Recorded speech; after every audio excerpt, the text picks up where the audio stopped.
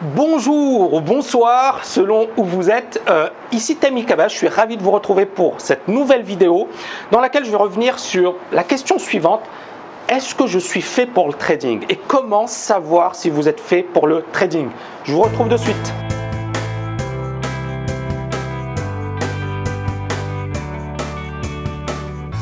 Alors, pour répondre à cette question, j'ai tout d'abord envie de vous dire, on ne sait pas et on ne pourra jamais savoir à l'avance si on est fait pour un métier. C'est impossible.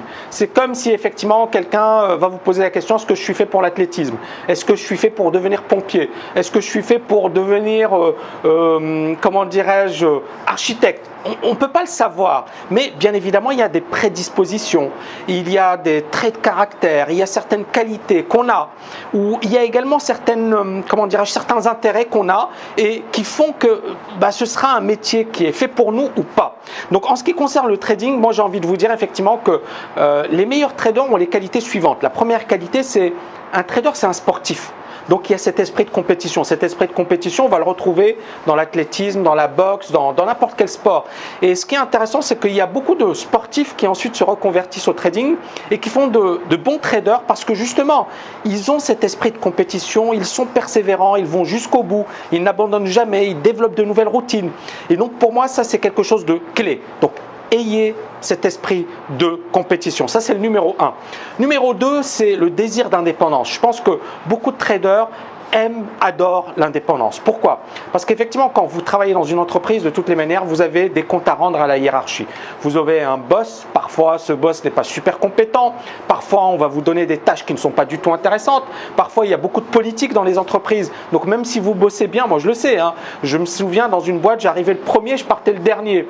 C'est pas pour autant qu'on m'a pas mis des bâtons dans les roues et c'est pas pour autant que effectivement j'en ai vu toutes les couleurs.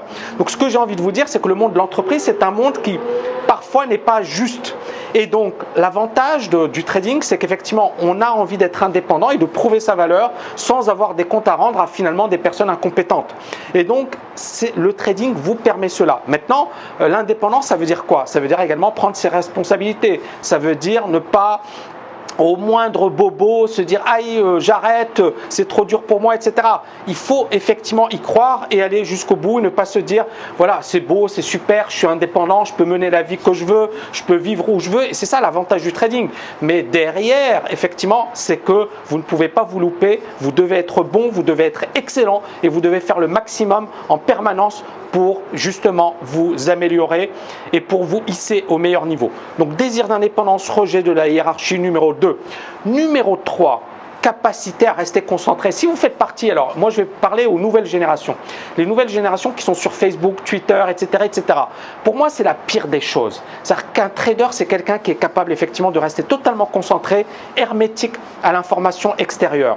Et ça c'est souvent dur aujourd'hui parce que il y a tellement d'influence, il y a tellement de parasites que c'est difficile de garder cette indépendance. Et donc, mon conseil, c'est si vous n'êtes pas capable de rester concentré pendant au moins 2 heures, 3 heures d'affilée, oubliez le trading. D'accord? Le trading, c'est vraiment, vraiment du sport de haut niveau. C'est beaucoup de concentration, beaucoup de focalisation. Et si vous n'avez pas ces qualités, oubliez. 4e point, la persévérance. C'est quoi la persévérance? C'est le fait effectivement d'accepter de perdre. C'est le fait de se relever après une perte. C'est le fait effectivement, c'est comme en boxe. On se prend un coup, 2 coups, 3 coups. On tombe 1 fois, 2 fois, 3 fois, mais on n'abandonne jamais et on continue et on va jusqu'au bout. C'est un peu ça la persévérance. Donc c'est effectivement le fait d'aller toujours de l'avant, essayer toujours de se dépasser. 5e raison, une capacité à se remettre en question. Alors là, c'est justement, beaucoup de personnes disent oui, mais le trader, c'est quelqu'un qui doit rester rigide. Non, il y a des règles, il faut avoir une discipline, il faut respecter les règles de son plan de trading. Mais il faut également, si par exemple, au bout de 3 mois, 4 mois, 5 mois, à faire la même chose, vos résultats ne sont toujours pas bons, posez-vous les bonnes questions. Est-ce que c'est vous? Est-ce que vous n'êtes pas sur le bon marché? Est-ce que le style de trading ne vous convient pas? Etc. etc. Je vais vous raconter une petite histoire. J'ai une étudiante qui était moyenne sur les devises. Donc effectivement, elle galérait, elle n'arrivait pas à être régulière. Mais elle n'a jamais, jamais, jamais arrêté de se battre. Hyper persévérante, elle s'est battue du début à la fin. Et puis effectivement, on a introduit le marché US, et sur le marché US, elle est devenue excellente. Alors, et on a vu qu'en changeant de marché, elle était beaucoup plus concentrée, elle avait beaucoup plus confiance en elle, elle prenait de très très beaux trades. Et donc vous voyez qu'encore une fois, peut-être parfois c'est changer de marché, changer de style, bien évidemment essayer de regarder ses erreurs, où est-ce que je fais des erreurs, comment je peux les améliorer, etc. etc. Tout ça c'est super important. Autre point, et moi j'ai envie de vous dire, ne faites pas du trading pendant 10 ans en faisant du surplace. C'est-à-dire que pour moi, il n'y a rien de pire que de faire de la bourse ou du trading pendant une période longue sans résultat. Et il y a beaucoup malheureusement de personnes, mais ça c'est encore une fois, on le retrouve dans n'importe quel domaine. C'est les personnes qui jouent au PMU, toute leur vie n'ont jamais rien gagné, ils ont perdu je ne sais combien d'argent et effectivement ils n'ont pas compris que c'était impossible effectivement de gagner. Quand vous vous mettez au trading, dites-vous qu'il faut le faire de manière pro. Et je vais ici revenir rapidement sur l'histoire de Martin Schwartz. Martin Schwartz, j'en ai déjà parlé dans d'autres vidéos, c'est ce trader qui était un parfait loser, il était analyste financier mais il faisait que perdre en trading, il n'avait pas épargné d'argent, bref, c'était un échec. C'est ce qu'il disait, hein. Il disait qu'il était un échec. Et puis il s'est dit voilà, moi je suis passionné par le trading, je veux devenir trader, je vais tout faire pour réussir en trading. Sa femme lui dit ok, tu aimes le trading, tu es passionné par ce métier, donne-toi 1 an, fais le maximum.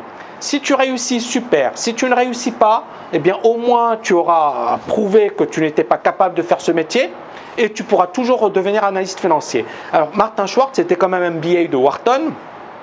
Il avait suivi de très bonnes études. Il a été analyste financier. Et donc, encore une fois, il avait une possibilité pour lui, c'est-à-dire qu'il n'y avait pas beaucoup de risques. Le risque, c'était 1 année, mais 1 année à fond. Et pour moi, effectivement, c'est ça. C'est vraiment, mettez-vous dans ces conditions. C'est-à-dire, on ne peut pas savoir à l'avance si vous êtes fait ou pas pour le trading, mais si vous ne tentez pas, vous ne le saurez jamais. Et puis surtout, ne le faites pas pendant 10 ans. C'est-à-dire, donnez-vous une date limite, 6 mois, 1 an. Je teste, je vois si c'est fait pour moi, si ça m'intéresse, si ça me plaît. Et si au bout d'1 an, les résultats sont là, excellent. Si les résultats ne sont pas là, soit effectivement il faut encore un peu de boulot, soit vous n'êtes pas fait pour ce métier. Donc posez-vous les bonnes questions. Et enfin, j'ai juste envie de dire 2-3 choses par rapport au côté financier. Il y a beaucoup de personnes qui disent oui mais trader, est-ce que je peux le devenir pour moi-même? Oui, mais il faut le faire de manière professionnelle. Ça veut dire quoi? Ça veut dire effectivement avoir un minimum, moi je pense, de 50 000 euros de capital, ça c'est important. Puis travailler sur des marchés régulés, oublier les CFD et compagnie, parce qu'on a vu avec l'étude de l'AMF que c'était du grand n'importe quoi. Donc pour moi effectivement, désolé, hein, je sais qu'effectivement certaines personnes ne vont pas apprécier ce que je vais dire, mais on a vu l'étude de l'AMF, les gagnants c'était 3 fois rien et les perdants c'était énorme. Donc focalisez-vous sur les marchés sur lesquels effectivement ça vaut vraiment le coup. Et puis bien évidemment, formez-vous sérieusement, travaillez sérieusement et donnez-vous les moyens de réussir. Voilà, j'espère que vous avez aimé cette vidéo. N'oubliez pas de la liker. Je vous dis à bientôt.